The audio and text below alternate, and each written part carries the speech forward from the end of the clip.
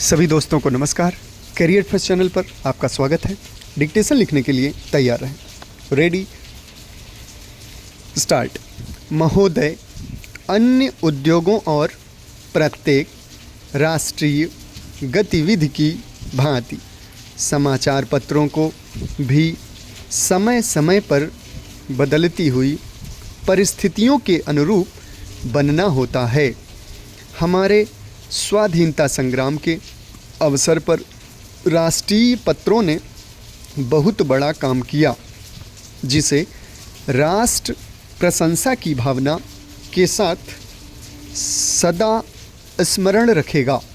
देश के स्वाधीन होने के बाद से समाचार पत्रों के दायित्व में मौलिक परिवर्तन हुआ है।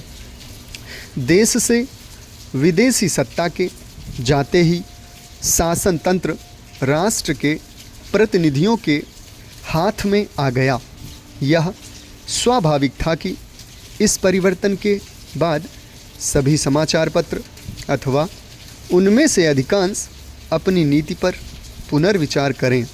इन 9 वर्षों में अधिकांश पत्रों ने इस दायित्व को सुचारू रूप से निभाया है। मैं यह प्रसन्नता से स्वीकार करता हूँ कि पत्रों ने राष्ट्रीय महत्व के प्रश्नों पर सरकार का समर्थन कर उसका बल ही नहीं बढ़ाया, बल्कि जब कभी विचार स्वातंत्र्य और सच्चे मतभेद की मांग हुई तो पत्रों ने आलोचना का आश्रय भी लिया। किसी भी पत्र का मूल्य अंततोगत्वा महत्वपूर्ण प्रश्नों पर उसके निर्भीक और निष्पक्ष विचारों के आधार पर ही आंका जा सकता है। मैं समझता हूँ, एक साधारण पाठक की दृष्टि में आदर्श समाचार पत्र वही है जो निष्पक्षता तथा निर्भीकता से सभी उचित बातों का समर्थन करे और प्रत्येक अनुचित कार्यवाही की निंदा करे। ऐसे देश में जहां विचार स्वातंत्र्य की पूर्ण व्यवस्था है, समाचार पत्र ही अपने निष्पक्ष तथा वस्तुगत मूल्यांकन से जनता का पथ प्रदर्शन कर सकते हैं।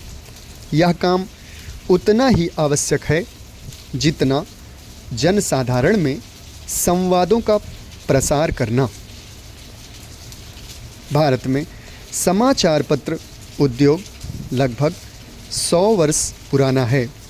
इस काल में पत्रों ने बहुत प्रगति की है और शक्ति तथा यश का उपार्जन किया है। किंतु जब हम भारतीय पत्रों की दूसरे प्रगतिशील देशों के पत्रों से तुलना करते हैं तो हम बहुत सी बातों में, विशेषकर प्रकाशन संख्या की दृष्टि से, अपने पत्रों को बहुत पिछड़ा हुआ पाते हैं। लघु प्रकाशन संख्या का प्रमुख कारण हमारे देश में साक्षरता का भारी अभाव है।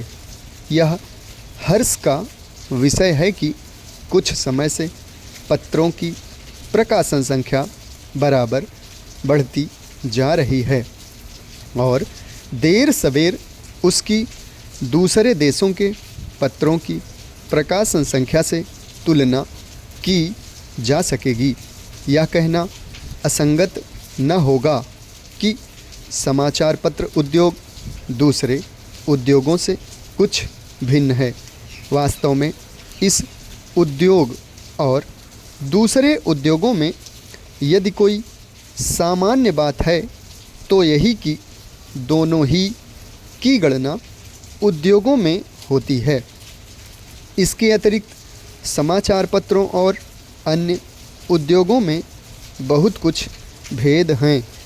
किसी भी उद्योग पर राष्ट्रीय संगठन और राष्ट्र के लोगों के विचार, उनके लक्ष्य तथा महत्वाकांक्षाओं को व्यक्त करने का इतना भारी उत्तरदायित्व नहीं। जितना समाचार पत्र उद्योग पर है। पत्रों और पत्रिकाओं का प्रकाशन संसार के सभी देशों में आरंभ में एक साधारण प्रचार कार्य के रूप में हुआ। उस समय यह कार्य आर्थिक लाभ से ऊपर था। धीरे धीरे जैसे पत्रों के पाठकों तथा ग्राहकों की संख्या बढ़ती गई और पत्र विज्ञापन का माध्यम माने जाने लगे। समाप्त। धन्यवाद।